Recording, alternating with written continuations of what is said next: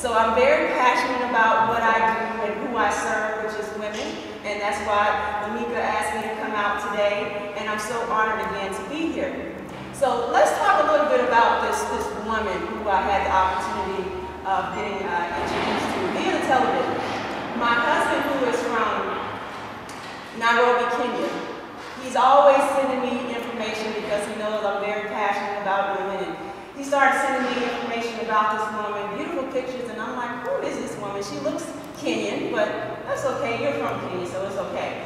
So I kind of put it aside because I was working on a few projects, and I decided to take a break for a little bit, and I went to Facebook, and I started scrolling down my feed, and all of a sudden I started to see this woman who resembled the woman who he was sending me pictures of. And I was like, well, it can't be her, because it's like 10 people in my feed with this woman, posting information about her. So then I go back to my text messages, my email, I'm like, oh my goodness, this is the woman.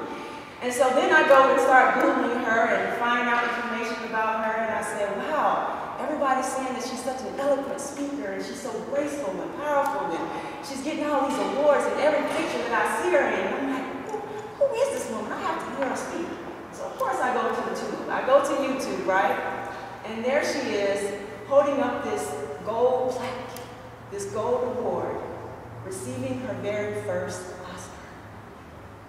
And I hear her speak, and my skin starts to just get so excited, and I'm listening to her tone, and I'm listening to her voice, and I'm listening to her speech, and I'm so inspired.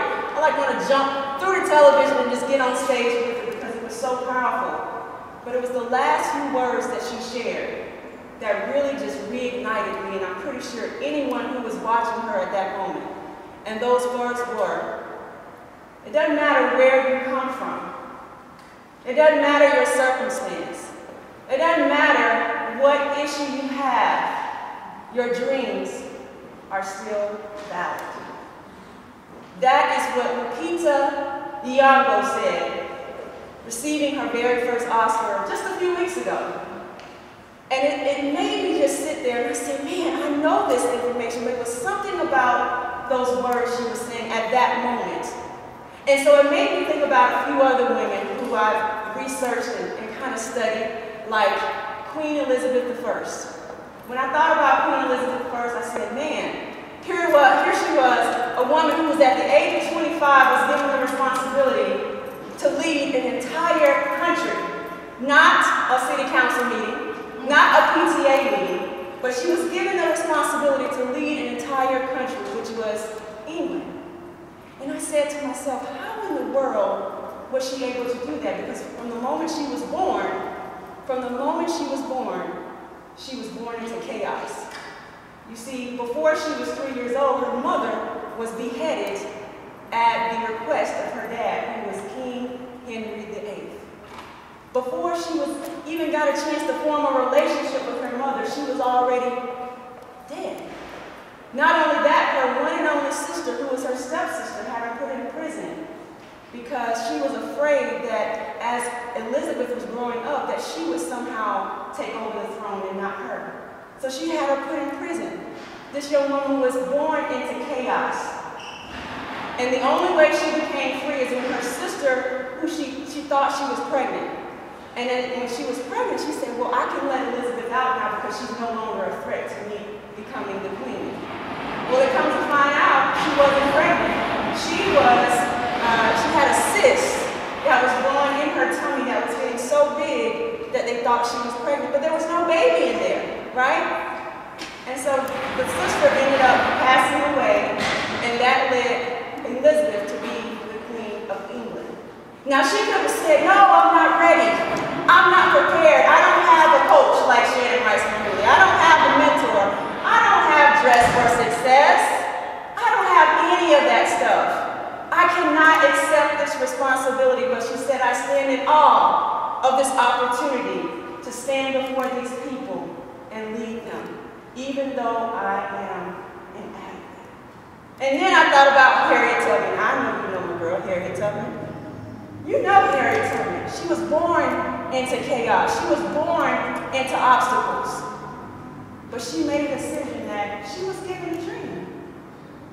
She was given the dream despite her not having a compass, despite she not having the education or the people in place until she started building the Underground Railroad. But that didn't come until she decided to go after her dream, which was to pursue freedom. And she didn't stop there. She didn't say, oh, I made it and I'm free. I'm going back to free women, children, and men who want to become free as well. She did not focus on where she came from because her dream was still valid. And then I thought about little old me, right?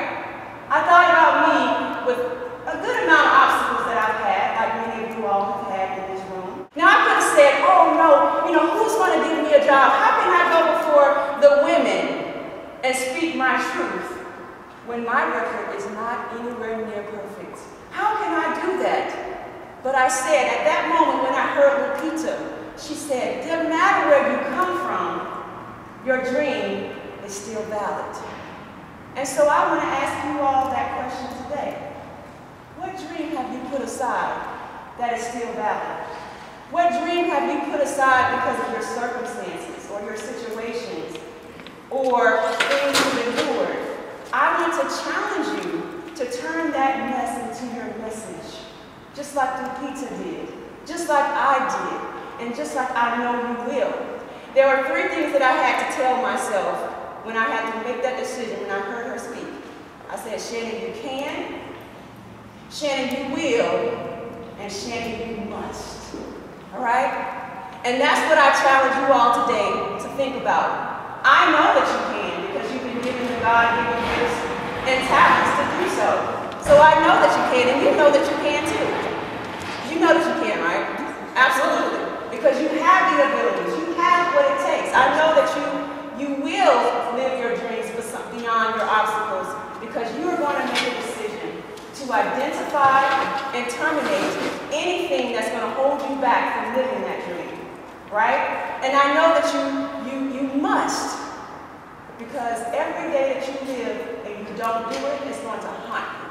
It's going to come after you like your worst nightmare.